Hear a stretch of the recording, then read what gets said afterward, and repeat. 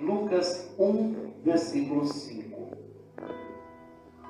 Existiu no tempo de Herodes, rei da Judéia, um sacerdote chamado Zacarias, da ordem de Abias, cuja mulher era das filhas de Arão, e o seu nome era Isabel.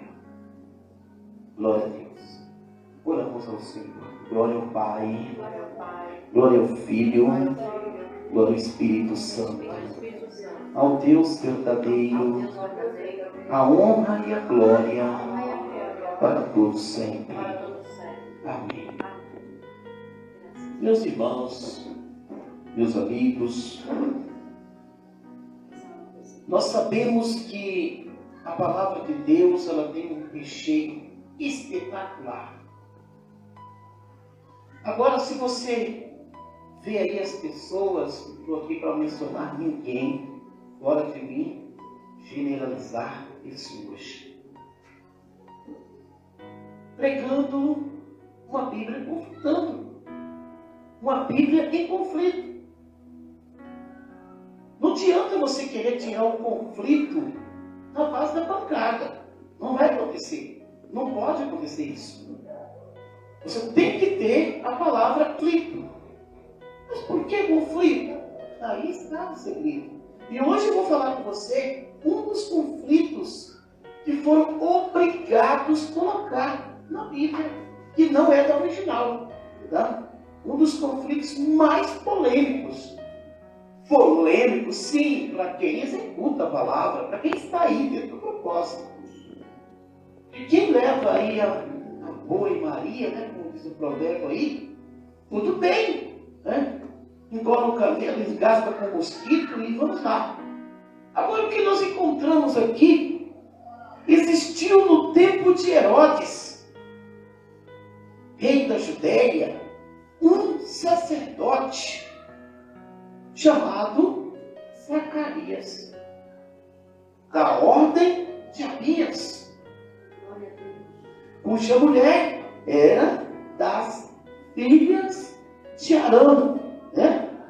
E o seu nome era Isabel. Você sabe que os sacerdotes, para tornar-se sumos sacerdotes, teria que ser da família de Arão? Teria que ser das filhas de Arão? Teria que ser. Essa é a verdade. Isso aí teria que ser, né? É sagrado. Isso teria que acontecer. Agora veja bem. Zacarias era esposo de Isabel. Então, por ordem bíblica, ele teria que ser sumo sacerdote. E não foi.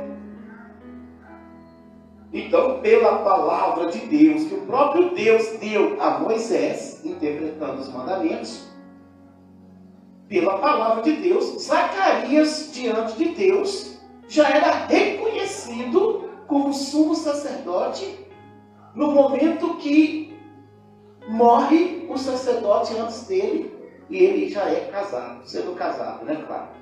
Agora veja bem, e ele não se tornou sumo sacerdote, colocado com 2 sumos sacerdotes, que não nada tem a ver com Arão.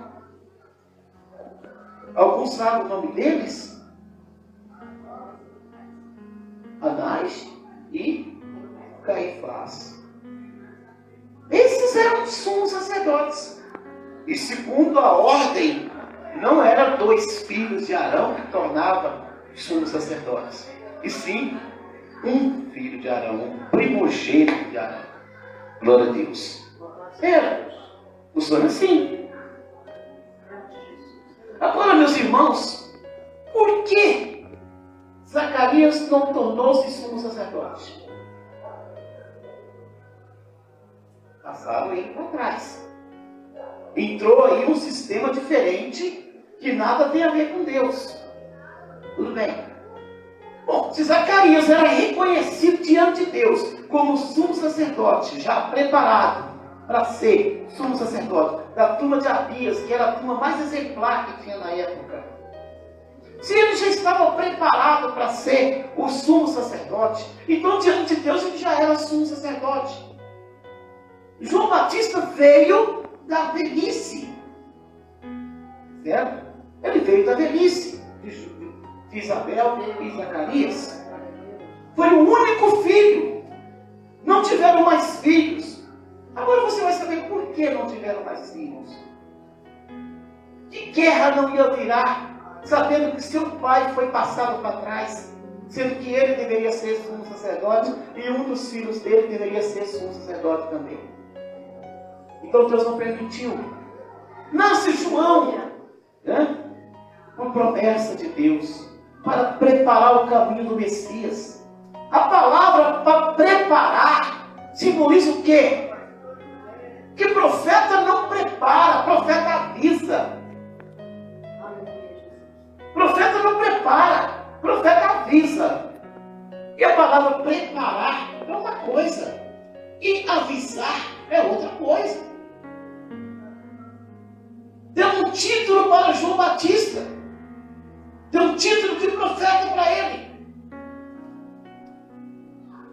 Às vezes você fala, não, mas João profetizou. Sim, tem uma profecia de João. Mas a palavra profeta na Bíblia, ele tem que profetizar pelo menos 12 profecias. E se eu não me engano, parece que João profetizou uma vez.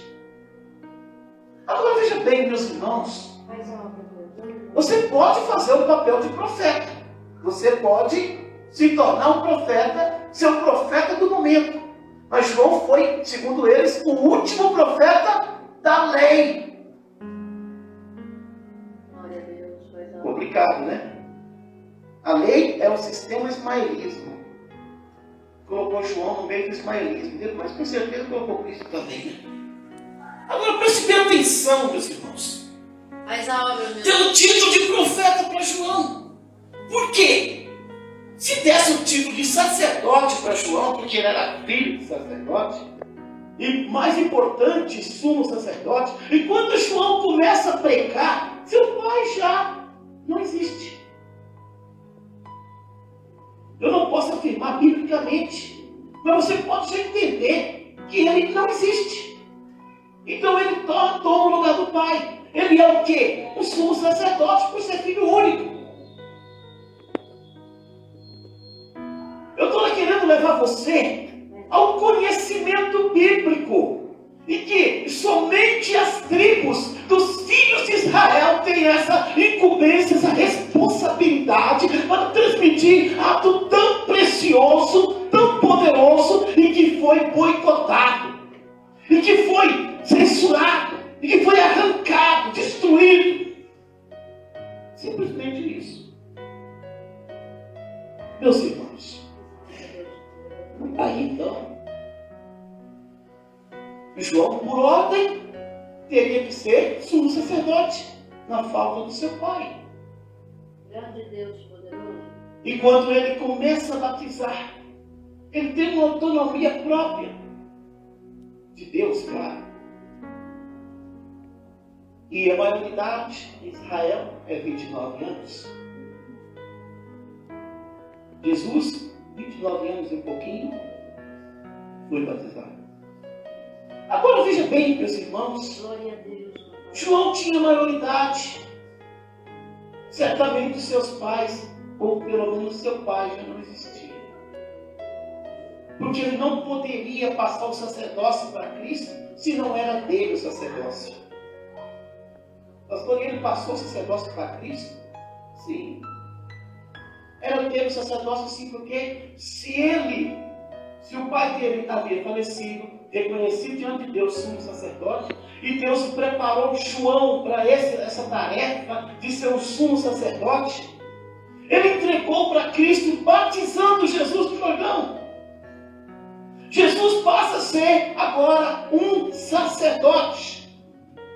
Antes o Galileu, antes ele era o Nazareno, antes ele era o pequeno filho de Maria, o filho adotado de José carpinteiro.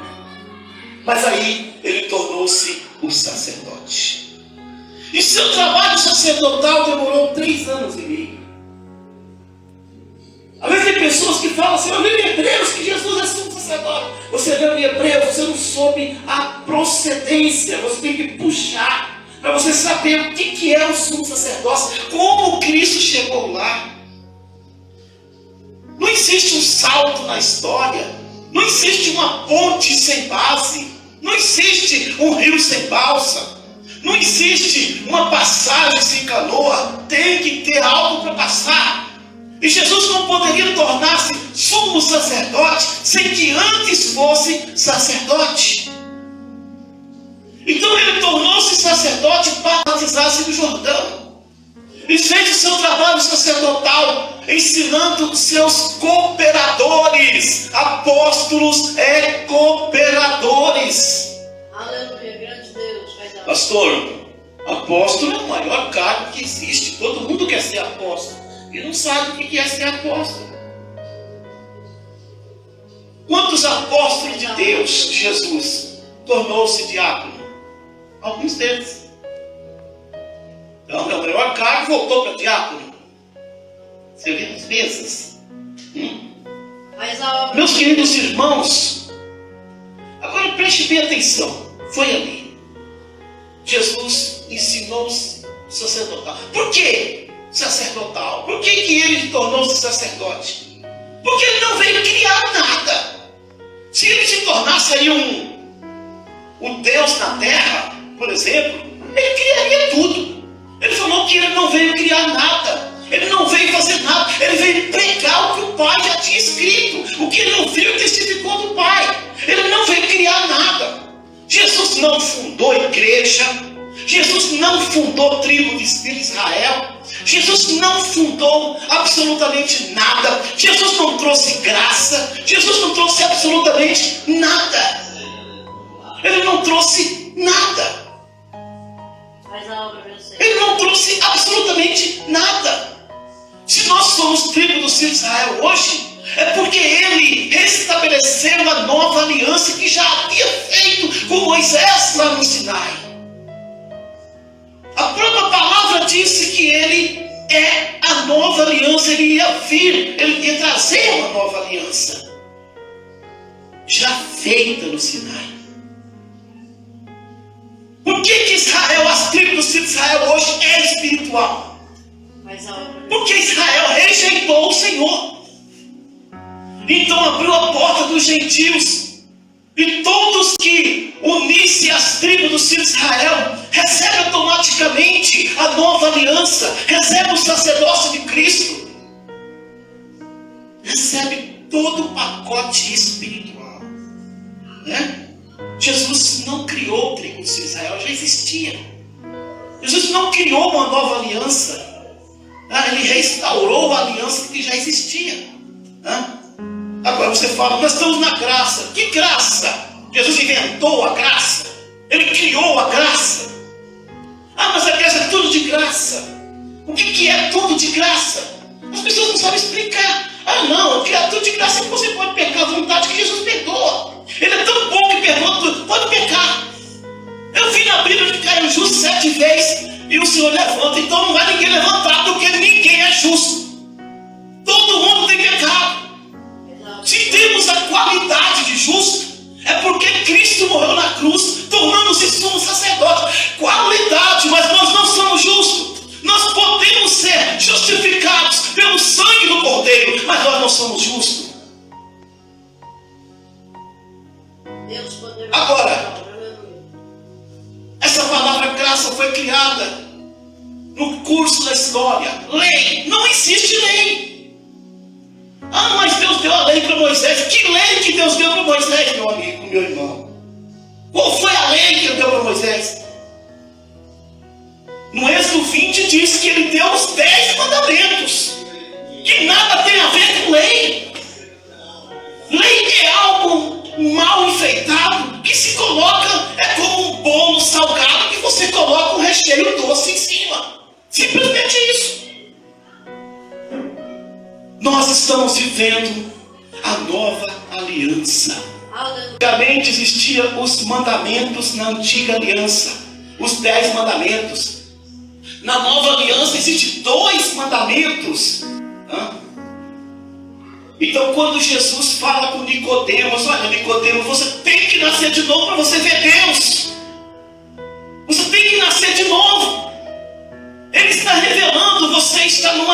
transição, você está vivendo um tempo de transição. Você nasceu na velha aliança, você viveu, você aprendeu tudo na velha aliança, mas agora para frente, você tem que entender que nós não estamos mais na velha aliança, mas eu estou restaurando essa aliança, eu estou trazendo essa nova aliança, e quando morrer na cruz, eu vou trazer, eu vou autenticar no meu sumo sacerdócio essa nova aliança, e vou dar para vocês uma nova aliança. Então você tem que nascer dessa nova aliança para você ver a Deus.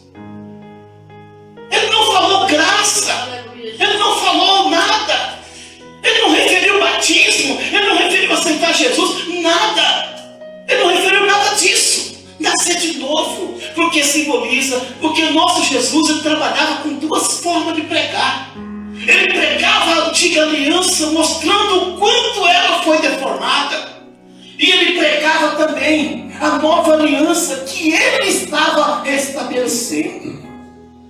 Agora você que está aí fincado, me desculpa a expressão, você que está encanado numa igreja, aprendendo tudo errado, você sabia que a igreja não será arrebatada? Meu Deus, não. Tudo bem que você pode pensar o que você quiser. Estou aqui para te entender. Não é fácil 80 anos aprendendo errado e uma mensagem de 10 minutos mudar a sua ideia. Não é fácil. Eu vivi 30 anos errado. Mas quem não mudou foi Jesus. Quando ele revelou a nova aliança na minha vida. Agora eu quero falar uma coisa para você. Hoje nós estamos vivendo isso aí. Às vezes você fala assim, pastor, mas o pastor tem como pregar, provar para nós? Simples. Faz uma reunião aí, chama na sua cidade, reúne todos os pastores da sua cidade e vamos fazer uma palestra de pergunta e resposta. E eu farei questão de atendê-los na medida das suas perguntas acerca do reino de Deus, que foi aprendido totalmente errado. Não culpo eles, volto a dizer, não culpo ninguém, porque a gente aprende o que nem imagina que estamos aprendendo. Nós somos culpados por aquilo que aprendemos, verdade? E rejeitando a verdade e continuando a pregar a mentira. Aí somos sim responsáveis por aquilo que pregamos. Então, irmãos, essa é a verdade. Nós precisamos fazer o que deve ser feito, tá bom? Então é necessário termos a nossa vida na presença de Deus e fazer o que é certo, né? Porque as coisas vão caminhando de mal a pior. Infelizmente a situação está aí piorando, né? Porque os homens aprenderam errado. Mas todos podem me chamar. Eu estou à disposição, da maneira que você quiser. Reúna as pessoas que dizem ser entendidas. Estamos para ajudar.